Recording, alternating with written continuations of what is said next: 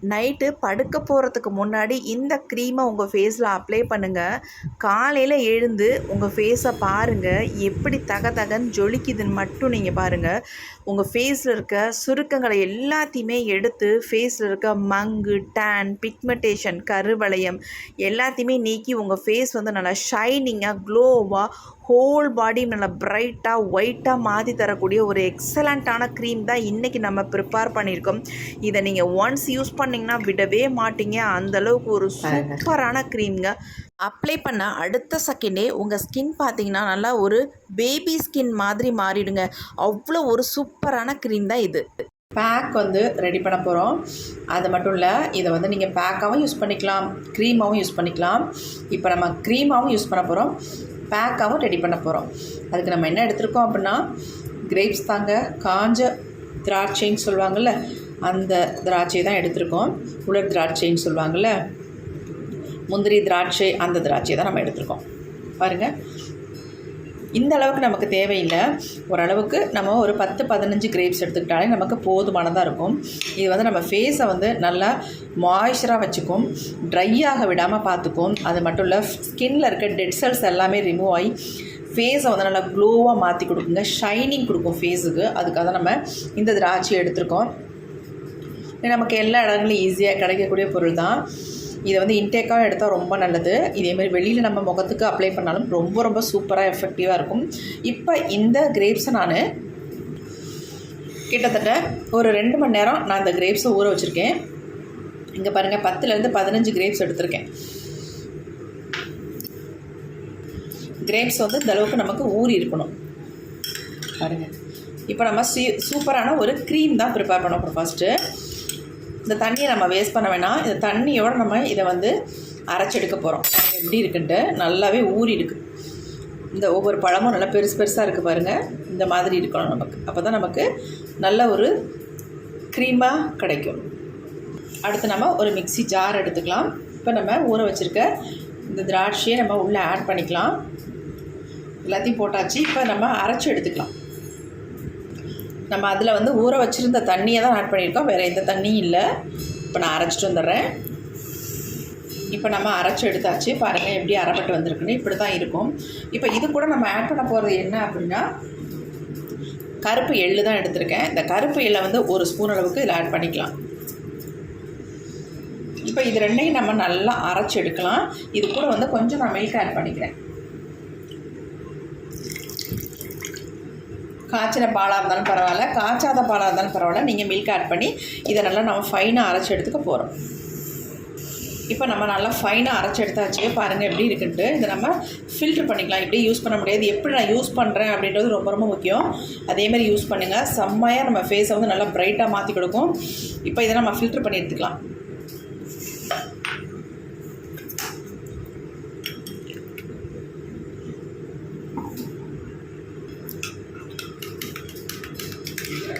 நல்லா நெருக்கமாக இருக்கிற வடிகட்டியில் நீங்கள் இதை வந்து ஃபில்ட்ரு பண்ணி எடுத்துக்கோங்க.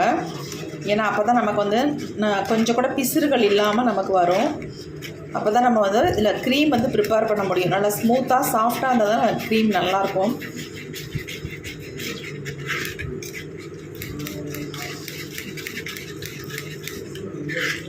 இதை யூஸ் பண்ணிங்கன்னா அப்புறம் விடவே மாட்டீங்க. அந்தளவுக்கு உங்களுக்கு எக்ஸலண்ட்டான ரிசல்ட் இதை வந்து க்ரீம் வந்து கொடுக்கும் நமக்கு. இப்போ இந்த வடிகட்டினதுக்கு அப்புறமேட்டு பாருங்கள் இந்த அளவுக்கு நமக்கு இருக்குது. இது அப்படியே நமக்கு இருக்கட்டும்.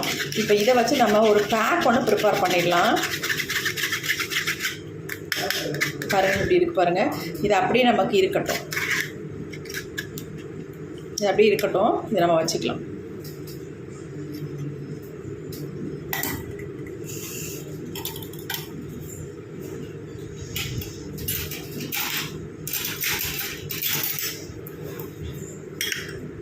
பாருங்கள் எப்படி இருக்குன்ட்டு. இப்போ நம்ம இதில் பாதி எடுத்துக்கலாம்.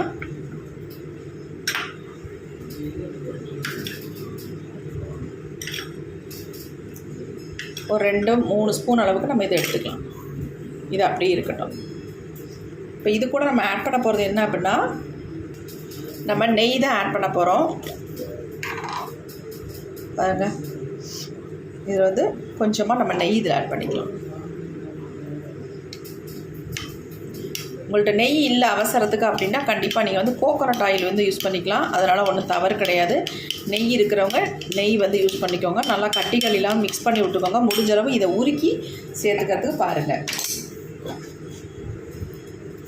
அடுத்து நம்ம இது கூட ஆட் பண்ண போகிறது ஆலோவேரா ஜெல். நான் வீட்டில் யூஸ் பண்ணுற ஆலோவேரா ஜெல்லே இதை வந்து பயன்படுத்திக்கிறேன்.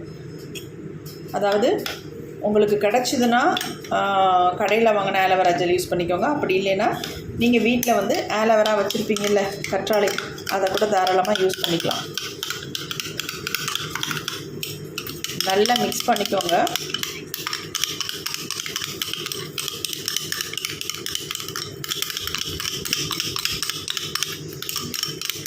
சூப்பரான க்ரீம் வந்து ரெடி ஆகிடுச்சு பாருங்கள்.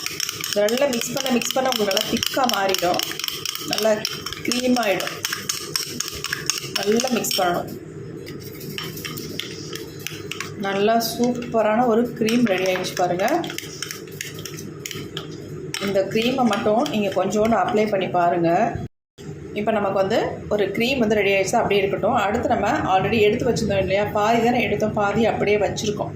இப்போ இதில் வந்து நம்ம என்ன மிக்ஸ் பண்ண போகிறோம், ஒரு பேக்கு தான் ரெடி பண்ண போகிறோம். இது கூட வந்து நம்ம வந்து கடலை மாவு வந்து 2 ஸ்பூன் அளவுக்கு நான் எடுத்துக்கிறேன்.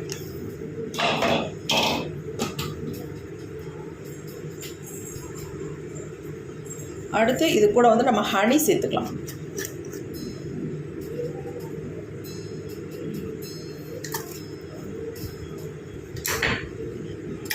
சேர்த்து நல்லா நம்ம மிக்ஸ் பண்ணி விட்டுக்கலாம். மிக்ஸ் பண்ணிவிட்டு இப்போ நம்ம இது கூட சேர்க்க போகிற இன்னொரு முக்கியமான பொருள் என்னென்னு பார்த்துடலாமா?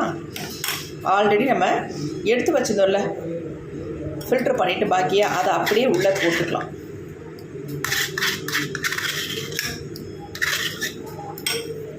அவ்வளோதான், எல்லாத்தையுமே உள்ளே போட்டாச்சுங்க.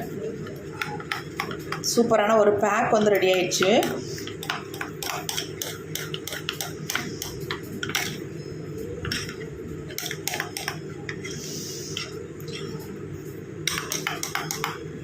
இப்போ இந்த பேக்கை வந்து நம்ம ஃபேஸுக்கு அப்ளை பண்ணி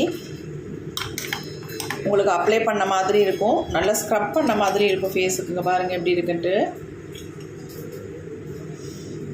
ஆனால் உங்களுக்கு ரொம்பலாம் உங்களுக்கு கஷ்டமாலாம் இருக்காது. ஃபேஸில் நல்ல ஸ்மூத்தாக தான் இருக்கும். ஒன்றும் பிரச்சனை இல்லை. உங்களுக்கு ஏதாவது ரொம்ப ஸ்க்ரப் பண்ணுற மாதிரிலாம் இருக்கும் அப்படின்னு நினைக்கணும்னா ரொம்ப ஸ்மூத்தாக சாஃப்டாக தான் இருக்கும். பாருங்கள் இப்படி தான் இருக்கும். இப்போ ஃபேஸில் இதை ஃபுல்லாக நான் அப்ளை பண்ணல, ஒரு ஸ்க்ரப் பண்ணிவிட்டு அதுக்கப்புறமே இந்த க்ரீமை வந்து நம்ம அப்ளை பண்ணலாம். செம்ம சூப்பராக ரிசல்ட் கிடைக்குங்க.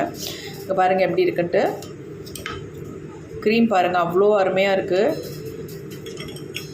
ஃபஸ்ட் நம்ம இந்த ஃபேஸில் அப்ளை பண்ணிக்கலாம். எப்படி அப்ளை பண்ணுறதுன்னு பார்க்கலாம் வாங்க. இப்போ நம்ம ஃபேஸை வந்து நல்லா ஸ்க்ரப் பண்ண போகிறோம். பாருங்கள் ஃபேஸ் எப்படி இருக்குன்னு. எவ்வளோ டேனெல்லாம் இருக்குது பாருங்கள். ரொம்ப டேனாக இருக்குது இந்த இடம் இங்கெல்லாம். அதேமாதிரி ரொம்ப ஒரு மாதிரி டல்லாகவும் சுருங்கி ஃபேஸ் வந்து ரொம்ப ட்ரையாகவும் இருக்குது. வரன்னு இருக்குது. இப்போ நம்ம இந்த ஸ்க்ரப்பை வந்து எப்படி பயன்படுத்துறதுன்னு நான் சொல்கிறேன். சும்மா கையில் எடுத்து நல்லா ஃபேஸில் ஃபுல்லாக நல்லா இந்த மாதிரி அப்ளை பண்ணி விட்டுக்கலாம்.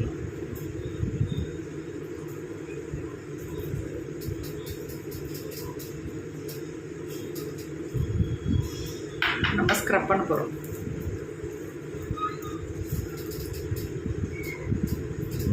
நல்லா இந்த மாதிரி சர்க்குலர் மோஷனில் ஸ்க்ரப் பண்ணிக்கலாம். கண்ணை சுற்றி நல்லா ஸ்க்ரப் பண்ணிக்கோங்க.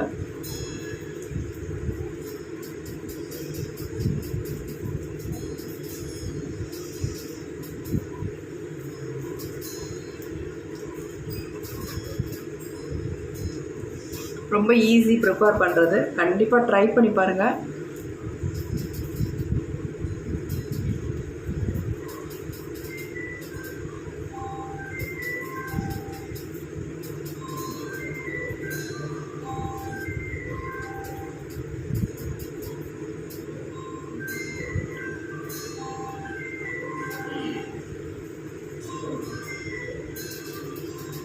நல்லா ஸ்க்ரப் பண்ணியாச்சு. டெட் செல்ஸ் எல்லாமே ரிமூவ் ஆகி ஃபேஸ் வந்து நல்லா பிரைட்டாக மாற்றி கொடுக்கும். இப்போ நல்லா ஸ்க்ரப் பண்ணியாச்சு. ஒரு 2 மினிட்ஸ் நம்ம விட்டுருவோம். விட்டுட்டு அதுக்கப்புறமேட்டு ஃபேஸை நல்லா வாஷ் பண்ணிக்கலாம்.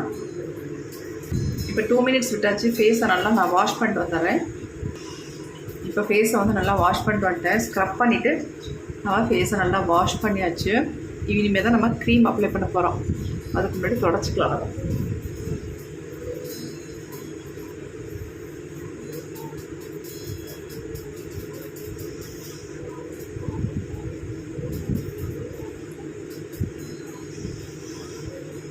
நல்லா தொடச்சாச்சு. ஸ்க்ரப் பண்ண ஃபேஸ் பாருங்கள் இந்தளவுக்கு சேஞ்ச் ஆகிருக்கிறதுக்கு.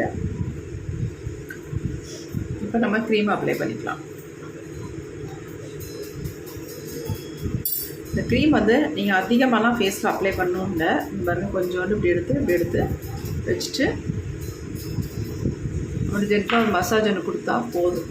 அதுக்கு மேலே நீங்கள் எதுவுமே பண்ண வேணாம். ஆல்ரெடி நம்ம ஸ்க்ரப் பண்ண ஃபேஸ் தான்.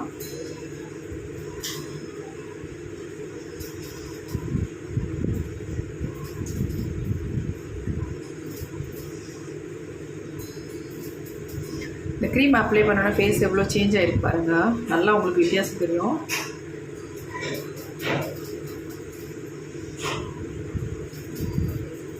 இவ்வளோ ஒரு பிரைட்டாக இருக்குது பாருங்கள்.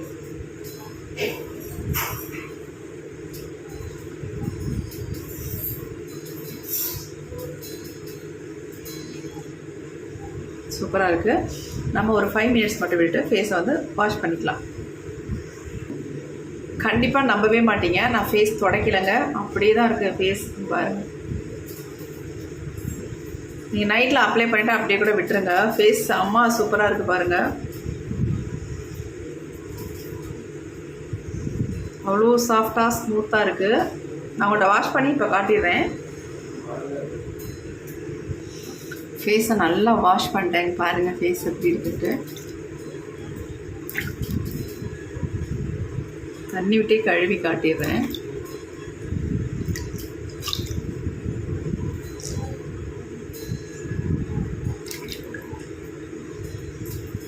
எப்படி இருக்கு பாருங்க ஃபேஸ்.